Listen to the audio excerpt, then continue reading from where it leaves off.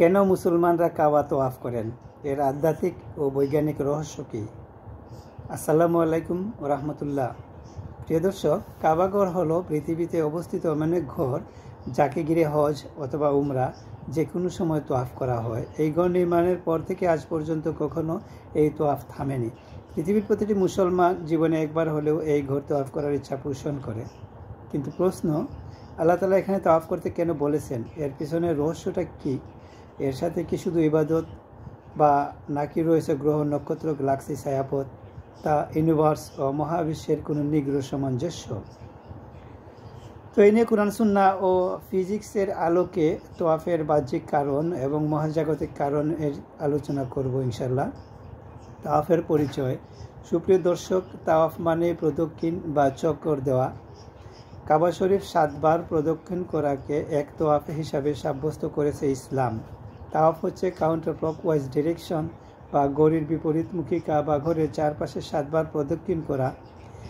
কাবার চারদিকে একত্রিত ঘুরে মুসলমানরা এক আল্লাহর একাত্মতা প্রকাশ করার জ্বলন্ত উদাহরণ। সপ্ত আসমানের উপর বায়তুল মামুর নামের একটা মসজিদ রয়েছে যেখানে ফেরেশতারা নিয়মিত তাওয়াফ করেন। হযরত আদম আলাইহিস সালাম যখন জান্নাতে থাকতেন তখন উনি ফেরেশতাদের তাওয়াফ করার স্থান বায়তুল মামুরকে লক্ষ্য করেছিলেন। দুনিয়াতে আসার পর আদম আলাইহিস সালামের ইচ্ছা হয় এই পৃথিবীর মাটিতেও এরকম একটা বায়তুল মামুর থাকবে যেখানে তার সন্তানরা নিয়মিত তাওয়াফ করবে। মেরাজ রজনীতে রাসূলুল্লাহ সাল্লাল্লাহু আলাইহি সাল্লাম ও বায়তুল মামুরকে দেখেছিলেন, যেমন হাদিস রয়েছে। এরপর আমাকে বায়তুল মামুরে উঠানো হলো। বললাম, হে জিবরাইল, এই কি? তিনি বললেন, এই হচ্ছে বায়তুল মামুর। প্রত্যেক দিন এটা 70,000 ফেরেশতা তোয়াফের জন্য প্রবেশ করেন। তারা একবার তোয়াফ সেরে বের হলে কখনো সেই তোয়াফের সুযোগ হয় না। তাকে কাবাঘর হলো বায়তুল মামুরের ঠিক সোজাসুজির নিচে।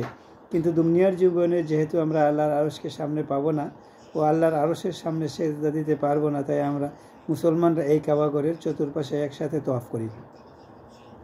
কারণ কাবাঘর হচ্ছে দুনিয়ায় বায়তুল মামুরের প্রতি ফেরেশতাদের মূল ইবাদতের ক্ষেত্রে যেমন বায়তুল মামুর, ঠিক তেমনি আমাদের জন্য কাবাঘর। ফেরেশতারা যেমন আল্লাহর আরশ ও বায়তুল মামুরকে কেন্দ্র করে তাওয়াফ করে, ঠিক তেমনি আমরাও কাবাঘরকে কেন্দ্র করে তাওয়াফ করি।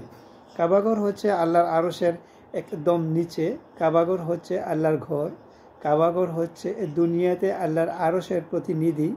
আল্লাহর আরশকে কেন্দ্র করে যেমন এই মহাবিশ্বের সব গ্রহ নক্ষত্র ঘুরছে, ঠিক তেমনি আমরা মুসলমানরা একসাথে এই কাবাঘর চতুর্পাশে ঘুরি। এটাকেই তাওয়াফ বলে। এই তাওয়াফ করা আমলটা আল্লাহ সুবহানাহু ওয়া তাআলা হযরত ইব্রাহিম আলাইহিস সালামকে শিখিয়েছিলেন। আর তখন থেকে মুসলিম উম্মাহ সারা বছর দিনরাত এই পবিত্র ঘরকে তাওয়াফ বা প্রদক্ষিণ করে চলেছে। কেননা এর পেছনে কিছু বাহ্যিক এবং মহাজাগতিক সম্পর্ক রয়েছে। বাহ্যিক সম্পর্কগুলোর মধ্যে উল্লেখযোগ্য হলো, সর্বপ্রথম নির্মিত আল্লাহর ঘর। কাবাঘর হলো পৃথিবীতে নির্মিত আল্লাহ তাআলার সর্বপ্রথম ঘর, যাকে কেন্দ্র করে ইবাদত করার জন্য স্বয়ং আল্লাহ তাআলা সংস্কৃতি দিয়েছেন। যেমন এরশাদ হচ্ছে, ইন্না আউ আলা বাইতি ওয়াল ইয়াদিম মাসিয়াতিল্লাজি বিবাহকাতাম মুবারাকাম ওয়া হুদাল লিল আলামিন। নিঃসন্দেহে মানুষের ইবাদতের জন্য সর্বপ্রথম যে ঘর তৈরি করা হয়েছে সেটা হচ্ছে মক্কায় অবস্থিত এই ঘর। আর এইটা সারা বিশ্বে মানুষের জন্য হেদায়েত ও বরকতময়। দ্বিতীয় হচ্ছে পৃথিবীর নাভিস্থানের অবস্থান। পৃথিবীর নাভিস্থানে অবস্থিত লাটবিমের মতো ঘূর্ণায়মান হচ্ছে পবিত্র কাবা শরীফ। এটি তার একত্ববাদের প্রতীক। এই কারণেই আল্লাহ তাআলা বান্দাকে নির্দেশ দিচ্ছেন, সুম্মাল ইয়াকুদু তাফাকুম ওয়াল ইউফু নাজুরাহুম ওয়াল ইয়াতাওয়াফু বিল বাইতিল আতীদ। অতঃপর তারা যেন পরিষ্কার পরিচ্ছন্ন হয়, তাদের মানুষসমূহ পূরণ করে এবং এই সুসংরক্ষিত ঘরের তোয়াফ করে। এই আয়াতে আল্লাহর ইবাদতের জন্য তৈরি করা সবচেয়ে পুরাতন ঘর তথা প্রথম ঘর কাবা শরীফকে বোঝানো হয়েছে। কেননা ইবাদতের জন্য নির্মিত পৃথিবীর সর্বপ্রথম ঘরই হচ্ছে এটি। আর 3 হচ্ছে দেহঘড়ি ও সৌরজগতের সাথে সম্পর্ক। মানুষের কলব, যাকে হৃৎপিণ্ড বলা হয়, এটির অবস্থান বুকের বাম পাশে থাকে। আর তাই কলবকে কাবার দিকে রেখে বাম থেকে ডানে কাবা শরীফ তোয়াফ করা হয়, যাতে কলবে কাবার আকর্ষণ ও আল্লাহর একাত্মবাদের প্রেম বেড়ে ওঠে। তাছাড়া কাবাঘর তাওয়াফ মহান আল্লাহর কুদরতের এক বড় নিদর্শন। দুনিয়ার সব কাজ ঘড়ির কাঁটার অনুকূলে ডান দিক থেকে বাম দিকে হয়ে যায়। অথচ পবিত্র কাবাঘরকে কেন মুসলমানরা